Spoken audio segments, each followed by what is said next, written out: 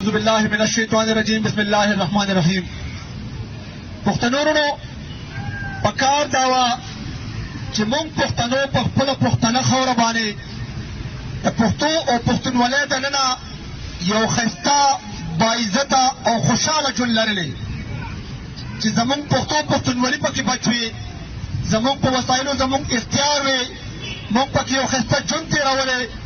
خو ډېر د افسوس مقام دی چې په پاکستان کې زمونږ د پښتنو بې له پېژنګلو زمونږ ژبه جامه دود دستور په ختمېدو دي، زمونږ په وسایلو تالان جوړ دی. پښتون په خپله خاوره لکه د غلامانو ژوند تېروي. خاوره ځمکې ده او پښتون ورپسې دی. ځکه مونږ مجبور یو او د ډېرې بېوسۍ د لاسه مونږ دې غږ ته مجبوره شو چې مونږ په پښتنه خاوره د پښتونستان غږ پورته کړو. تاسو ته ویل غواړو چې پښتونستان به څه شی وي. پښتونستان یو داسې وطن چېرته چې به د پښتو او د پښتون اختیار وي، یو داسې وطن چېرته چې به پښتون په خپلو وسایلو مالامال وي، چېرته چې به د پښتو او د پښتون اختیار وي. د پښتون په وسایلو به اولنی حق د پښتون وي او د پښتون په وسایلو کې به د هر پښتون برخه وي. یو داسې وطن چېرته چې به د ریاست ژبه پښتو وي، یو داسې وطن چېرته چې به د ټولې دنیا په شان په پښتنه خاوره پښتنو ماشومانو ته په خپله ژبه کې د ساینس او ټکنالوژۍ علمونه ورکړل کېږي، چېرته چې به د غریب او د مالداره بچي ته د یو شان تعلیم موقع ورکړل کېږي. یو داسې وطن پښتونستان، یو داسې وطن چېرته چې به بوډا پښتون ماشوم ځوان او مور د ریاست په سر وي، یو داسې وطن چېرته چې به صحت روزګار تعلیم د ریاست په سر وي.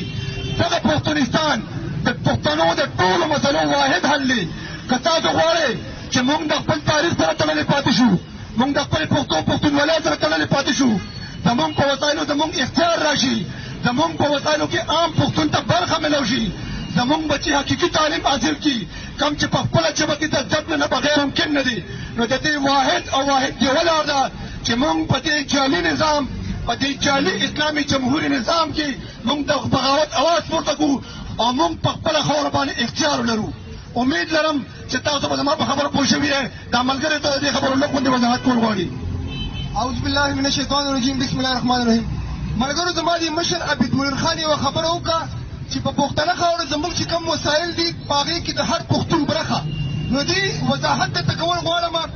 ملګرو سعودي عرب چې صرف تیل لري، خو تاسو خبرې چې د هغه په تیلو کې د هر عربي پوره پوره حصه ده.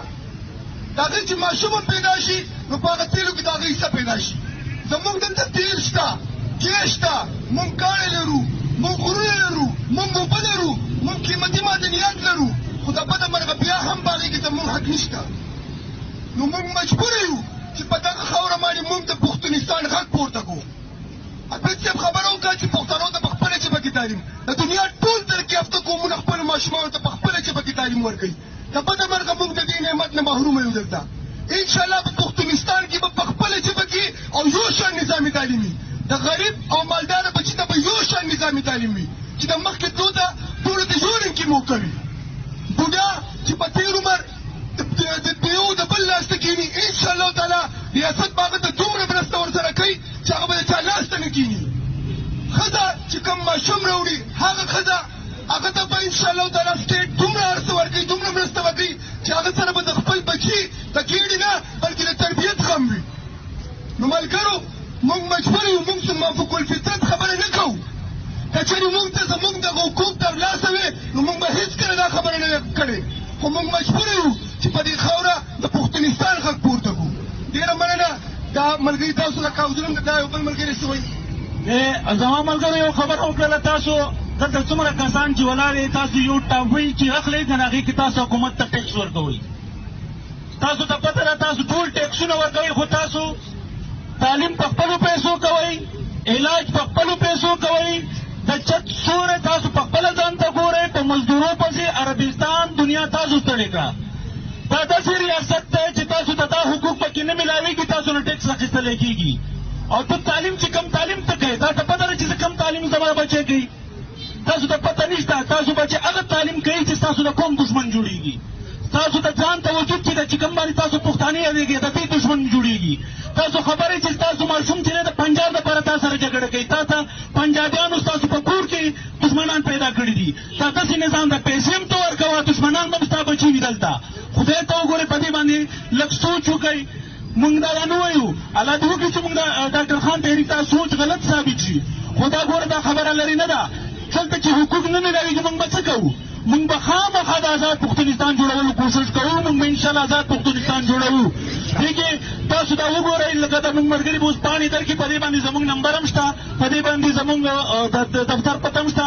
که چا څه سوال پیدا کېږي ټلیفون کولی شي دفتر ته راتلی شي. موږ بالکل حاضر یو دې خبرې ته. مننه وسلام.